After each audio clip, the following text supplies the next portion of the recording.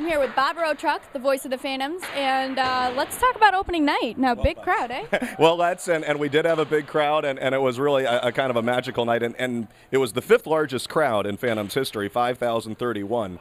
But there was a first all-time in this, and this is where our fans came through big time. We sold out the game ahead of time, as far as selling out the seats, 47.94. We were past that mark hours before the doors had even opened, and then we jammed in a couple hundred more in the standing room section. So that was really exciting. The game itself, pretty exciting. A bit of a downer of a finish, though, when the goal was tipped by Brody DuPont of Hartford, and they took a 3-2 win. A lot of good things there for Adirondack in that game, but in the end, that was a game where they had the lead and were not able to hang on to it, and that was the second night in a row that happened, where the Phantoms led, and they ended up losing by 1 goal, so that's something they're going to address as far as delivering the knockout punch when they get that lead and continuing to play with that momentum and playing hard.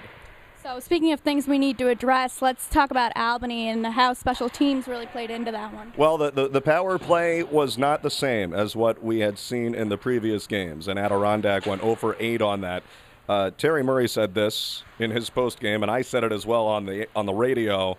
Albany deserves some credit. Their penalty kill was really scrambling around. Dan Kelly felt like he was a one-man penalty kill crew to me. I mean, just him alone, it felt like he blocked a lot of shots, picked off a lot of passes, but there were some entry passes in there that I thought were a little ill-advised, and as Terry called it, there were some home run plays too. I didn't sense that quite as much, but I did get the idea that this was not the same power play. You know, the first power play at Albany, I was looking at the puck movement and everything looked great to me, and maybe the second one as well, and then they got away from it a little bit. That was one for the taking there. I mean, they lost 4-1, so that's a strange thing to say that this one was one for the taking for the Phantoms, but they were down 2-0 and had 7 power plays, and one of the goals was on a controversial penalty shot in there. This was one really where Adirondack could have had that one as well, even though it was a 4-1 final. So looking forward to this weekend, we have some formidable opponents, both 3-0 on the season, undefeated.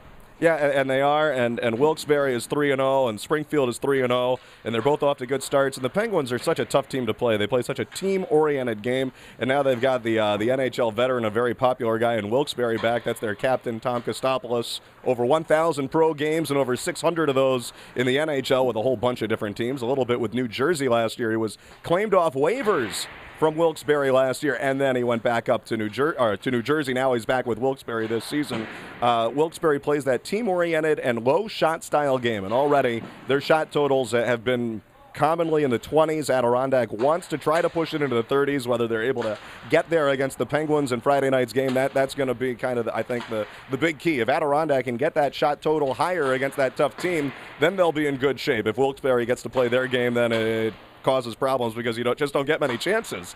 Saturday night against Springfield. Welcome back to Mike McKenna, who married a local girl from Glens Falls and was a real Phantoms killer 2 years ago when he was with Binghamton. Now, the year before that, McKenna was a goalie with the Albany Devils.